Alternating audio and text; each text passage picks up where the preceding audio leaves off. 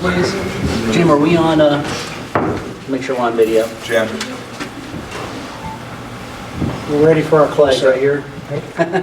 I pledge allegiance to the flag of the United States of America and to the republic for which it stands, one nation, under God, indivisible, with liberty and justice for all. All right. I want to thank everybody for coming out tonight. I know it's later than normal, and that's to accommodate my schedule, and I appreciate it. We are here to talk about the trackside office building development. This is a special set meeting. We set this 2 weeks ago at the regularly called meeting. We have heard the general presentation of trackside. We've asked for more information. And we've gotten that information, which has been circulated to the other DDA members. I had a couple questions for Dan that I wanted to ask. If you could explain a little more about what we are actually abating here, since we are not actually acquiring the property. How does this affect the DDA? What's the recourse? I assume you mean that it would be built over a MARTA facility? Correct, right. Well, we would acquire the facility itself. The developer would have air rights under an instrument to build it. And we could, if it weren't too much trouble, acquire those rights, but the developer's interest in those rights. But we would certainly acquire legal title to the improvements. In fact, I've actually done this 2 or 3 times before. Okay. So, Can't hear. okay. Do we need to turn the microphones on? Hold on. Another microphone, too? All right, so Can you hear me now? Hit the green button. I mean, the button. Is it coming through out there? Okay. All right, so I have a quick question before, you really want me to do this? I have a quick question before you ask your next question. So let me understand, MARTA owns the property, they're going to come build on top of it, and what we're actually going to be interacting with is the structure itself, not the land. Is that how it's going to work? Essentially, yes. They have to have rights to put the building on top of the MARTA facility. So there is an interest there that they own, that they, the developer, own, which could be transferred to the Development Authority. That interest is potentially taxable, the developer's interest in it, but it's probably not worth much by itself. If it doesn't prove to be too much difficulty to deal with MARTA, then we'll probably, if we do the deal, probably take an assignment of the developer's interest in the air rights, or the ground lease rights, call it. But the fee simple title to the improvements, which would be separate from the air rights, would be transferred to the DDA, and we would hold legal title to the building. And so hypothetically, I knew this wouldn't be a good question. hypothetically, 4 years, 5 years, the abatement is not done. Something happens to, the owner of the ground lease with MARTA, and they end up going out of business. MARTA? No, not MARTA. Patillo, that's basically going to have the ground lease with MARTA. If they go out of business now, there's this building, MARTA still owns the land. Are we now in a ground lease with MARTA? And what's our responsibility on that lease? An air lease, or? Well, we already are. Otherwise, our building couldn't rest on the MARTA facility any more than the developers could. Okay. So what would, I think that's where That was my David's next going. question. What's our responsibility? Is there any way we would be stuck or on the hook for something? Not when I get through with it, no. Okay. There's 2 ways to do that. One is to leave the air rights out of the deal and let the developer pay whatever property tax there is on it. The other is to, of course, it's sublease. We would have the fee title to the building, and the developer would have a lease of the building. We would have, call it a lease from MARTA of the air rights, and the developer would have a sublease. We could arrange the assignment or sublease of the air rights from MARTA on a non-recourse basis, so their only recourse would be against the developer, not us. Perfect. We've never stepped into their liabilities and obligations under that lease. Okay. All right, so if we do this abatement, our MOU has to be negotiated with MARTA as well as with the developer, is that correct? No. Well, I prefer not. In reality, you usually have to have a discussion with MARTA in a case like this, but we would make those dealings the responsibility of the developer, because in fact, we don't want to be interfering with his relationship with MARTA, and that's bound to be a lot of time and trouble anyway, so it's better to just give the developer his marching orders and wait for him to come back with what we need. But it's almost inevitable there'll have to be some discussions with MARTA. Okay. I had a call with Jeff Rader right before this meeting. He literally called me on the cell phone. He says that DeKalb County has passed a resolution because he says MARTA has started inserting language into their ground leases that says that if an abatement or a tax benefit from the locality is not granted, then they will lower their ground lease rate. This is a new one on me, and I have not had a chance to research it. Is anybody here from Trackside familiar with a provision like that? No. Okay, there's no provision for adjustment. Okay, so we need to make that a provision in the MOU that we've got to check that out, because the way that Jeff described it to me, or Mr. Rader described it to me, was that it gave MARTA the ability to double dip. Again, I have not had a chance to verify that. That was literally in the car on the way over here, but I'm going to have to do some research, and we need to make sure we have a caveat on that. Does everybody understand kind of what I'm talking about on that? In other words, if we give them a greater or lesser abatement, then the ground lease rate, which is part of what they are having to pay and part of what we would base this on, would adjust. If we don't grant an abatement, the ground lease would adjust down. If we do grant an abatement, the rate goes up. That is what was described to me, but I have not had a chance to verify that yet. What am I missing? If MARTA's willing to provide the incentive instead of the DDA, let MARTA do it. Well, again, this is coming to me literally at the last minute, and so I think we need to put that as a caveat into whatever MOU we do, that whatever adjustment, if there is one, and again, I have not seen anything in your paperwork that indicates there is an adjustment, and if there's not, there's not. Okay. So we just need to make sure that the ground lease becomes part of the MOU, either as an exhibit or... that can be done either by attaching or incorporated by reference, but it's probably a very voluminous document. Okay. All right, so for the sake of the trees, maybe we don't do it quite like that, but we do need to see a copy of the ground lease to make sure we're not missing something there. And I would have asked for that before had this not come to my attention within the last hour. That may just be an urban legend. They apparently have passed a resolution on it. So, They DeKalb would has. have to have been this past session, last week. Their deal with MARTA has been, can we get them to come up to answer the question? If you have questions, go ahead. Yeah, can Gary or someone say, Yes. when was you've already got a deal in place with MARTA? That's right. When was that done? Well, like 15 months ago, how about the date? So even, We were awarded the project based on an RFP process where they sent it out to anybody in the southeast that wanted to provide a proposal and response. And we were formally awarded, last summer. So that was summer of 15. And then we've been in negotiations, and then we were able to start our due diligence on the property at that time. Okay. So their business deal. Agreed to in terms of principle. It contains nothing like Mr. Carter said. That's right. Okay. There's the ground rent goes up or the ground rent goes down based on any of these discussions. That's Okay. for sure. So we'll have to do that during the next phase of this, which is our own due diligence. Okay. So so going forward with the conversation about how this is calculated, the taxes are going to be calculated based on the value of the building improvement itself, which right now is $24 million. Okay. Adam, can you talk to us a little bit about the city's ad valorem revenue? And I know I asked you to put together a table about what the annual cost of the city was going to be for maintaining this property.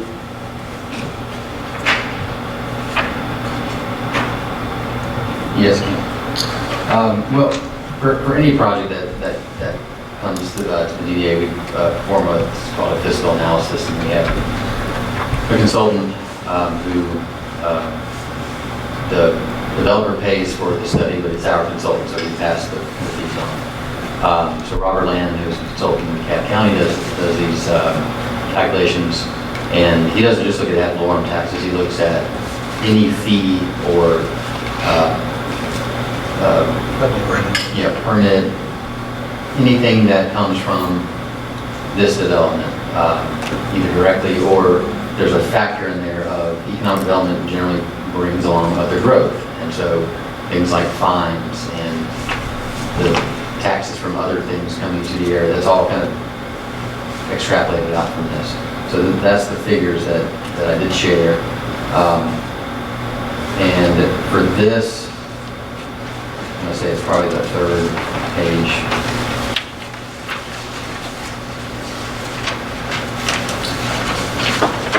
So those figures were in the fiscal analysis, and there's a table that I did not include here. You saw it at the last meeting, but I can send that back out.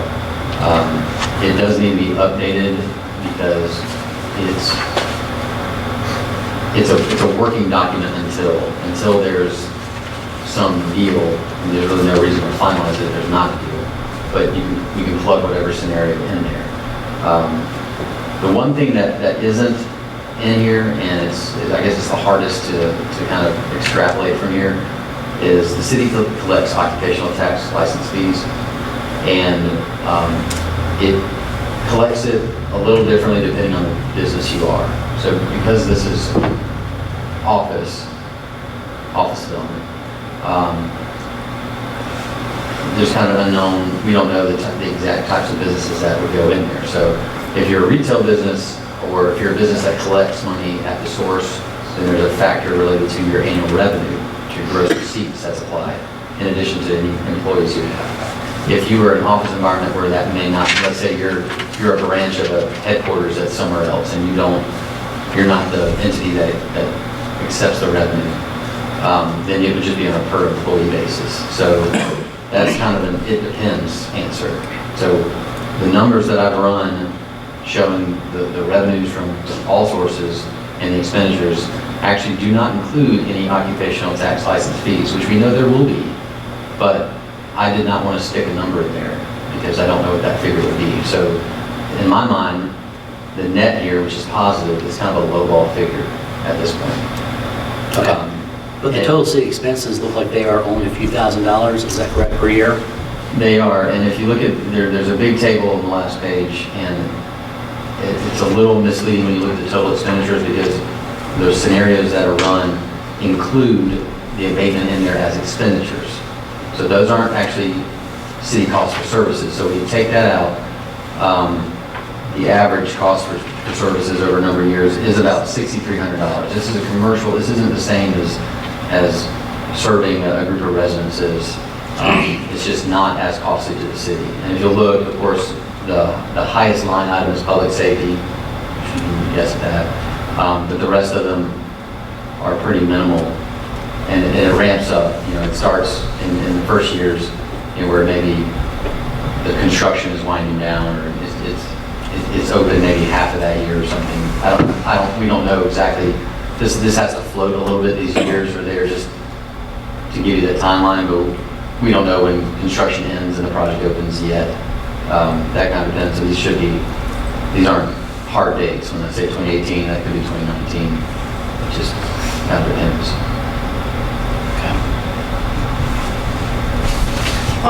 So the permits under revenues, what exactly does that refer to? Well, again, this the model, which is it's a software that Robert developed, kind of Loci, which Sector uses Loci.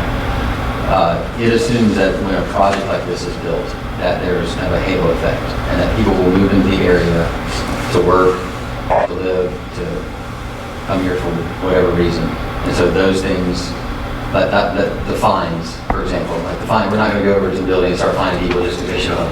But other people will come in and someone will get a speeding ticket because they're going to that location. So that's what that is. So all this data came from Robert's model. This is not internal from the city. This came from him. This is what he It's uses. a third-party source that's giving us this data. Right, and he does this, for the DeKalb Development Authority. He does this for a lot of groups. He's a DeKalb resident, he knows a lot about DeKalb, so he knows how the cities in DeKalb are run in the county, and he uses the data that we report to DCA. So that's the source that he gets this from.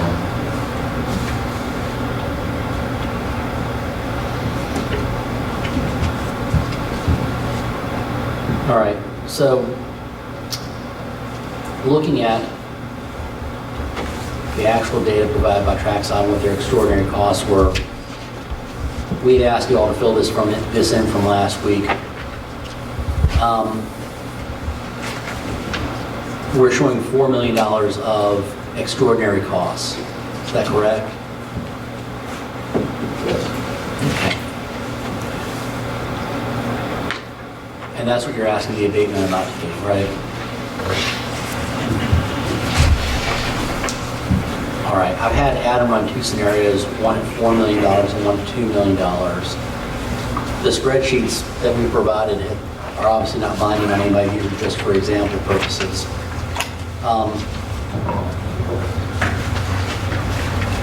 I'm still having a hard time getting my head around $4 million. I'm having a very difficult time with that. When I look at this, the benefit that I see to the city is 300 new jobs. Something we're going to have to do is put some kind of audit in for the production of those jobs, obviously, because we need to be able to make sure those jobs are coming in here. It seems to me that those jobs are going to bring people in to live in the various facilities that we're also building and shop at the Whole Foods where we're also building, and they will effectively help pay down those other abatements faster. With that being said, though, I'm still not sure that we've got documentation worth $4 million here, because a lot of these expenses are things that were known pursuant to the zoning of the city that are within everybody's control. When I look at the sewer vault and the FAA requirements, those are beyond anybody's control. You can't build more units in here to make up a rent shortfall. Is that correct? Because you're at your maximum height, right? They can't do anything about the sewer because that's within the power of DeKalb County, and it's an infrastructure problem, right? When I look at things like skin enhancements, I mean, that's what adds to this being a Class A sort of building. So that was going to be an expense that was predictable and known from the very, very beginning. I'm not sure why we should abate skin enhancements. And that's where I'm coming down somewhere in between 4 and 2. And that's what I'd like to talk about next. I'd like to hear everybody else's thoughts on that.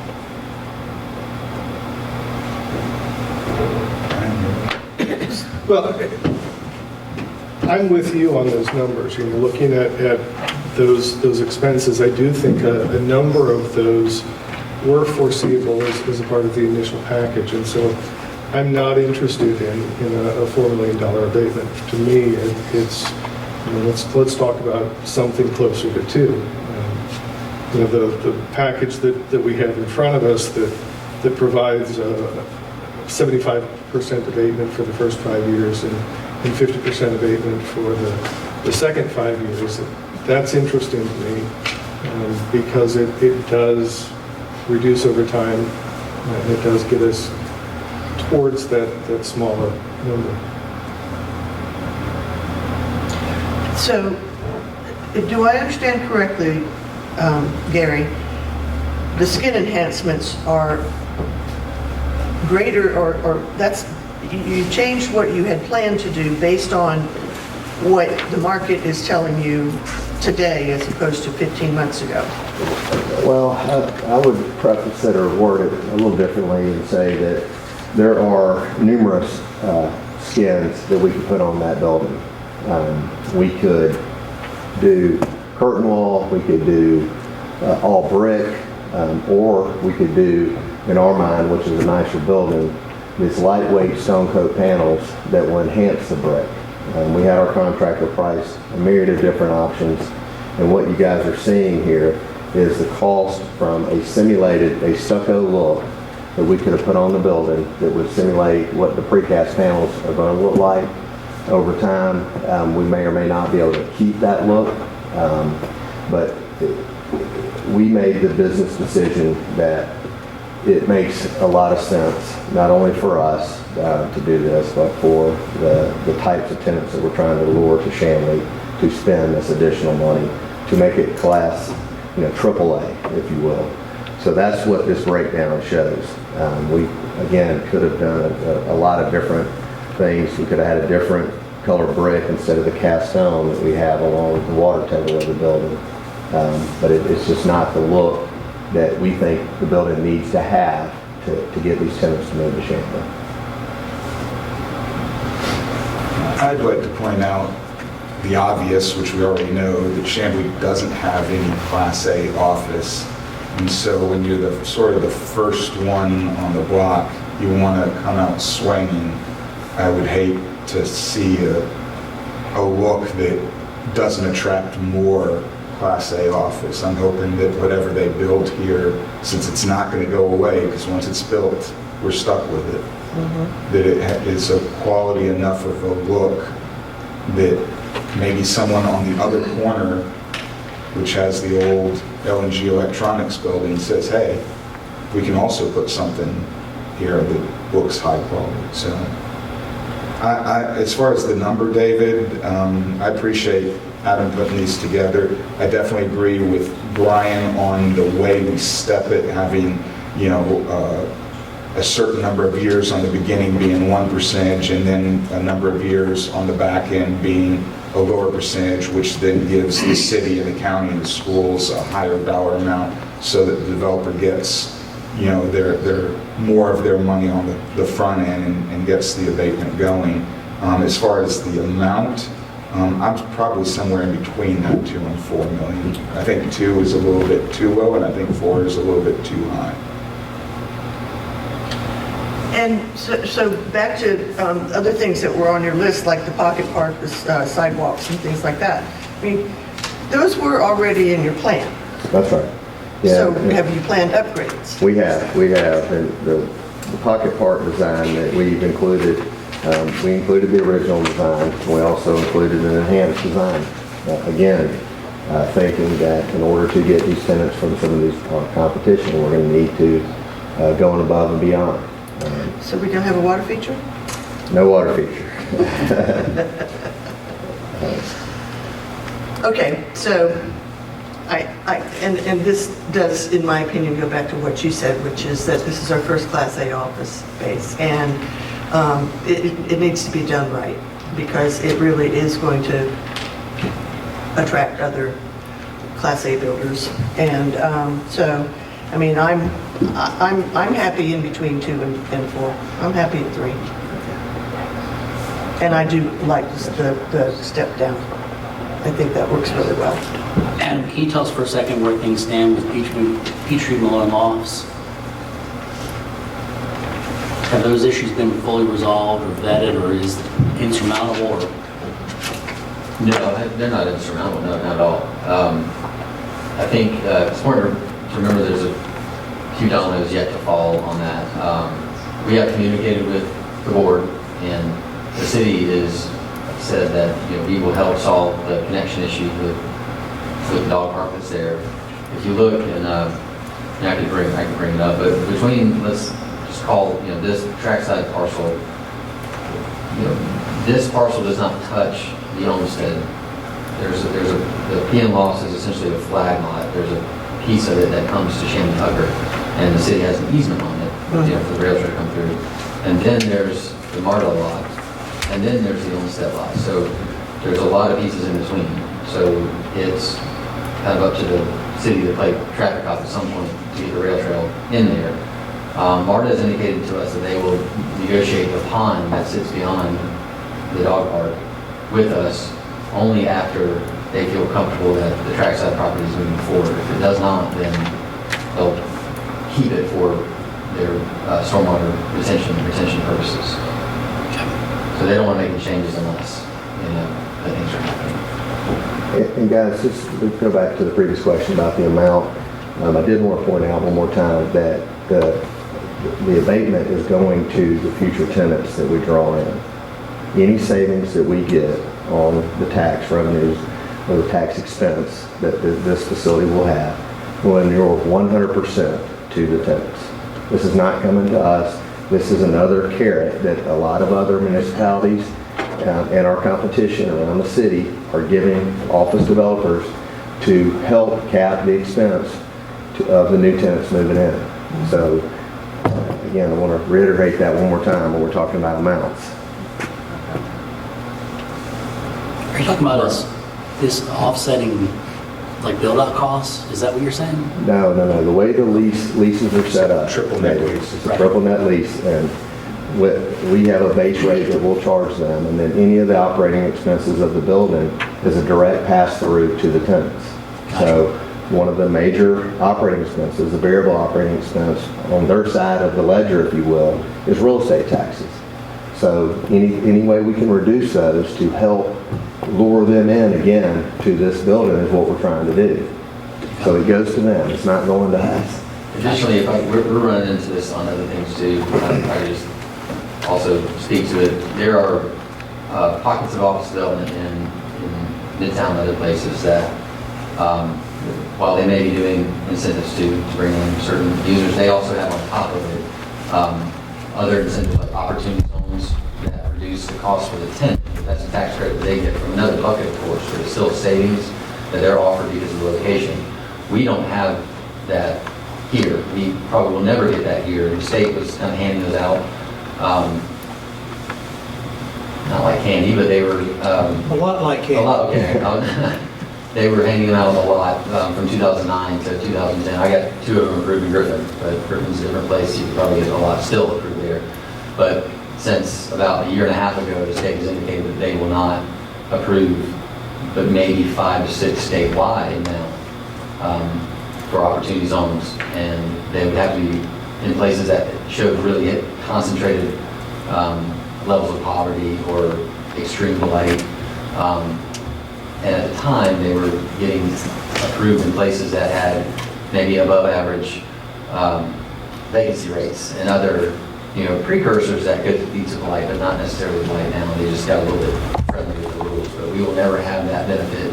That's not a carrot that I can dangle out there and say, come to this Class A. So if you're being asked to pay high 20s, low 30s on the belt line, and then you're being asked to pay mid-30s on a yet unproven office market in Chamblee, which one are you going to pick? That's the practice that I see. All right. So you're saying we need to consider our competition? Right. Is that what you're saying? Because these other projects... I mean, that's how I look at it. Okay. Okay.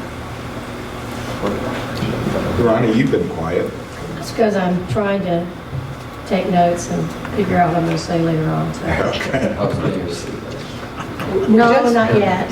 I mean, Chamblee, unfortunately, is just still an untested market. And Well, guys, we pointed out last time we spoke in front of y'all that right beside Ponce, they call it the murder program, they're redeveloping that.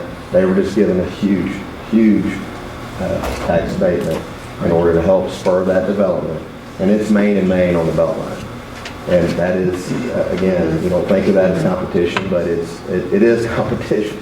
So, what were you going to say? I was going to I think it's important to point out, especially since, there might be people that don't know the numbers, that the way this deal would be structured is the city, the county, and the school would still get tax dollars. They're currently getting no tax dollars from the vacant parking lot. They would get some tax dollars. This would not be 100% tax abatement, just to make sure everyone's clear on that. Well, remember, the spreadsheets are proposed for example only, so I know. let's settle on an amount and then we'll figure out how to build I know. the percentages. But regardless of how, we are not going to be abating 100%. Nor are we asking for that. Right. And so within the MOU, some of our protections are going to be that they come through with their occupancy rate and their the high dollar jobs and things like that. Correct. Go ahead and Make a motion. all right. I motion that we grant $4 million tax abatement with the I'm going to put my glasses on and I'll get this. 75% for 5 years and then 50% for 5 years. That's not the $4 million abatement. Oh, okay, okay, so that's what I didn't understand. If it's okay, could we just make a motion on the amount? Okay. And not on the type and stuff, because we still gotta work all that out. Okay, let's work that out. I make a motion that we approve a $4 million tax abatement. Is there a second on that motion? All right, that motion is not going to be Not voted going on. anywhere. Would you like to try again?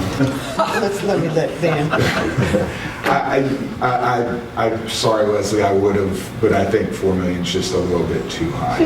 I still believe that there's a happy median where, you know, I understand they've shown $4 million worth of, you know, expenses that need to be covered. I get that, and by all means, I want this project to work, but, you know, we got to realize that maybe there's some space in between, and so, you know, I think 3 million is reasonable, to tell you the truth. Is that a motion? I'm going to wait and see what Brian was about to say. And from my standpoint, I still think that's a little high. You know, I'm closer to, you know, the 2.369 or the 2.4 that is showing up in this spreadsheet really is pretty much right in my comfort zone. You sure you don't have anything to say, Ryan? Not to put you on the spot, but I would hate to make a motion and not get your views on it. Personally, I would feel better at 3 than I would at 2.3. I think that's kind of a happy medium.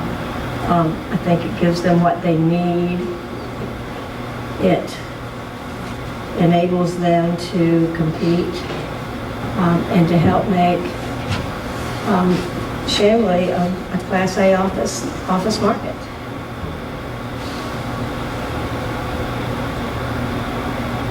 All right, motion to approve a $3 million abatement on the trackside development. Second. All in favor, please say aye. Aye. All opposed, please say nay. And that carried. All right. Was yours a nay? You were a nay? I was an X. Yeah. But that's okay. We still have some work to do. That is the only motion that I wanted to work on tonight. We're going to have a MOU prepared for you in the next 30 days, something like that. And we'll be in touch to talk with your lawyer about what actually goes in the MOU and what all we need to get done. All right? Is there any other business that we need to take care of tonight? I don't think we put anything else on the agenda. No. Do we have a motion to adjourn? Public comment? Oh, public comment. Sorry. I don't think we, oh yeah, we did. Come on, Rob. All right. I like putting people on the spot. Good evening. My name is Mario Camardella. I live at 5115 Peachtree Road.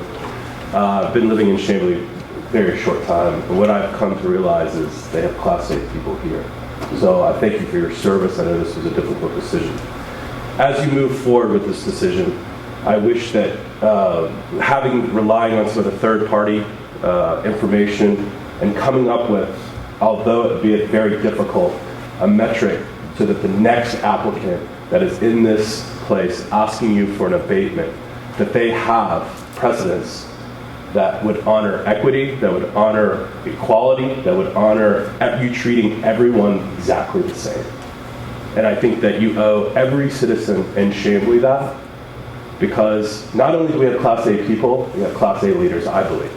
So I give you that charge as a behalf of a new citizen, but one that wants to be here for a very long time. Thank you. Thank you. Thank you.